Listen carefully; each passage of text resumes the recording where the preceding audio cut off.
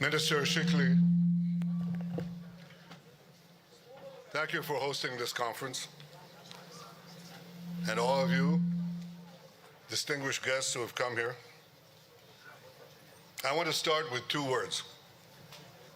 Thank you. Thank you for coming to Jerusalem. Thank you for standing with Israel. Thank you for standing with the Jewish people. Thank you for standing with the forces of civilization against the forces of barbarism.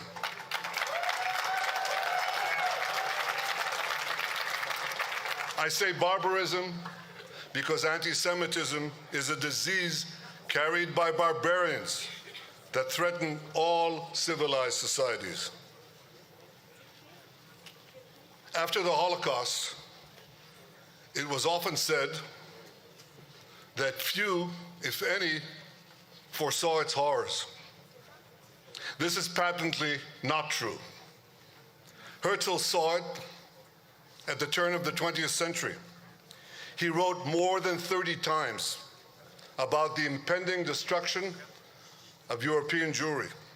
He wrote, and I quote, "The stone is rolling down the mountain slope to the bottom, the absolute bottom. Will there be devastation? Will there be confiscation? Will they expel us? Will they murder us? I anticipate all these things and more." Jabotinsky, a student of Herzl, saw this clearly.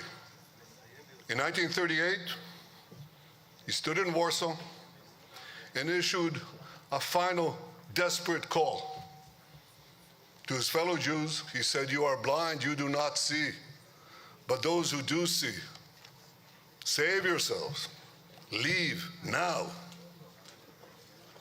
Another person who saw it was my father, the late Professor Benjamin Netanyahu. He issued his own prescient warning 5 years earlier, in 1933, with the rise of Hitler.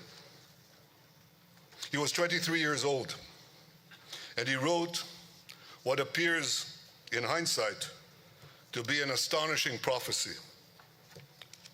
I quote, "Racial anti-Semitism is inciting a global war against the existence of the Jews as a race that poisons human society. If racial anti-Semitism spreads, it will not only endanger Jewish rights, but the existence of Jewish people everywhere. In the face of the Holocaust facing the Jewish people, the Holocaust," my father wrote, "our role is to repeatedly remind the entire world what Germany is inculcating to its own sons.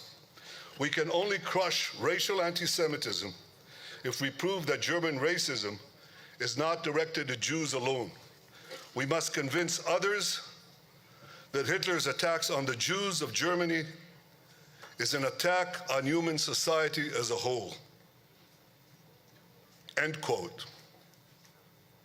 Perhaps the history of the 20th century and the fate of multitudes, including 6 million Jews, would have been different if more had paid heed to such warnings at the time. Today we issue a similar warning. The fate of free societies is tied to their willingness to fight the scourge of anti-Semitism. For anti-Semitism legitimizes and unleashes wanton violence against a part of human society just because of the identity of its members. Not because of anything they do, but because of who they are. And once this principle is practiced on one group, it has no limits. 80 years ago, this deadly virus destroyed a third of the Jewish people. Its virulent mutations under the Nazis claimed the lives of millions more, until it was stamped out by unrelenting Allied military force. Now this hatred has reemerged. It has reemerged through its radical Islamist carriers in Yemen, Iran, Lebanon, Gaza, and elsewhere. These anti-Semites wish to destroy not only the Jewish state, They seek to destroy the forces of modernity in the Arab and Muslim world. They seek to drag it back to a primitive and violent medievalism. Nowhere was this fanaticism better demonstrated than on October 7th. The Hamas monsters who attacked us on that day beheaded our men, raped our women, and burnt our babies. They took 251 innocent people hostage, including grandmothers, including their grandchildren. We brought back 196 of these hostages, 147 of them alive. We are determined to bring all of them home. But here's what we learned that day, for those who needed to learn it. We learned that if they could, these savage Hamas killers would murder all of us, down to the last man, woman, and child. And this hatred, as Chancellor Scholz of Germany told me, he said, they're not different from the Nazis. They're exactly the same as the Nazis. That is true. But today, the Jewish people are in a different position from where we were on the eve of the Holocaust. The Holocaust comprised of 5,000 October 7th. 5,000. The scattered and defenseless Jewish people were totally powerless to resist it. This is not the case today. Today we have a state. Today we have an army. Today we can defend ourselves. And today we do defend ourselves. Our brave soldiers, our brave, incredibly brave soldiers, rolled back the terrorist tide. They boldly fight against our would-be destroyers. For 18 months, they have fought like lions on 7 fronts.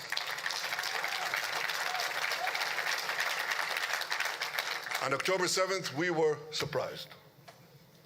We had a terrible, terrible massacre.